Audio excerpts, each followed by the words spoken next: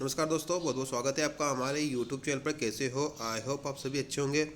तो दोस्तों, कल रात को एक लाइव वीडियो किया था और जिसमें हमने बात की थी कि क्या हमें उम्मीद खो देना चाहिए। तो नहीं, हमें उम्मीद नहीं खोना चाहिए। देखिए, उम्मीद पे ही सब कुछ टिका होता है।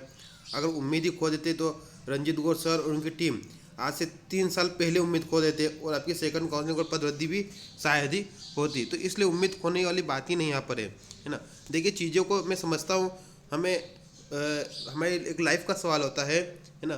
तो हमें ये सब चीज़ें सोचने को आ जाती है दिल में, क्या होगा क्या नहीं होगा, हमारी जॉब लगेगी नहीं लगेगी। बट लगातार प्रयास भी चल रहे हैं।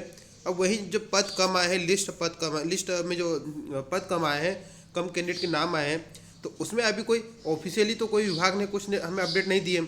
एक कैंडिडेट है, को उन्होंने कमेंट किए। अब उस कमेंट को हम थोड़ा पढ़ लेते हैं, क्योंकि कुछ ना कुछ तो रीजन है जो इतने कम नंबर आए।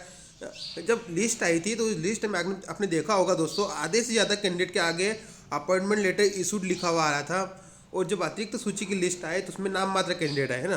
तो कहीं ना कहीं डाउट क्रिएट करता है। तो यहाँ पर एक कैंडिडेट ने कमेंट किया है कि यहाँ पर इन्होंने क्या कमेंट किया, अब देख लीजिए थोड़ा। उनका कहना है कि मैथ में 107 नाम बस इसलिए है कि जो दिसंबर में ट्राइबल में ज्वाइन हुए उनके बदले लिस्ट आई है।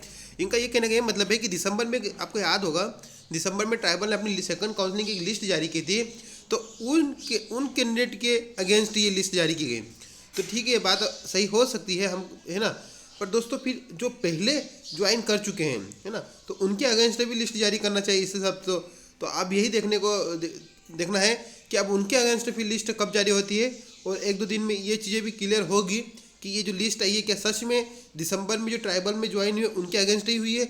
इन्होंने एक बात और यहाँ पर कही है, मैं आपको दिखा देता हूँ। अब यहीं पर अगर इन्हीं सर की एक और आप कमेंट देखोगे तो ये यहाँ पर क्या लिख रहा है कि मेरी डीपीआई में बात हुई थी।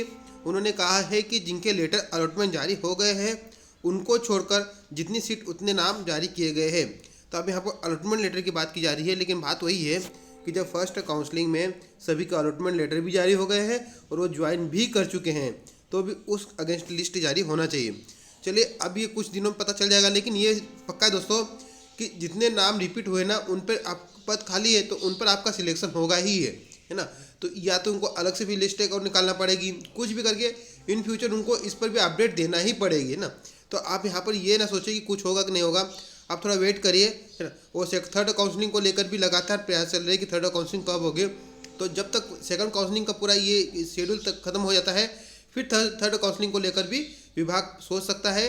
और इसको लेकर कमेटी बन चुकी है, कमेटी भी अपने विचार रखेगी। वहाँ पर वर्ग 1, वर्ग 2, वर्ग 3 तीनों भर्तियों पर चर्चा होगी कि क्या करना है क्या नहीं करना है। तो चलिए, मिलते हैं नेक्स्ट वीडियो में। तब तक के लिए जय हिंद, जय भारत।